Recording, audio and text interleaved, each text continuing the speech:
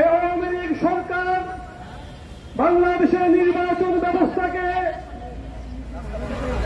নাস্তানাবুদ করে দিয়েছে, নির্বাচন ব্যবস্থাকে ধ্বংস করে দিয়েছে। গোটা বাংলাদেশে এখন প্রশাসনের উপজেলা নির্বাচন হচ্ছে, আর এই নির্বাচনে সন্ত্রাস হানাহানির মাধ্যমে মানুষের জীবন আজকে হুমকির সম্মুখীন হয়েছে। বিভিন্ন উপজেলা নির্বাচনে সামান্য সংখ্যক ভোট পড়ছে, সেই ভোটও সঠিকভাবে দেওয়ার মতো কোন পরিবেশ এই সরকার আজকে রাখেনি।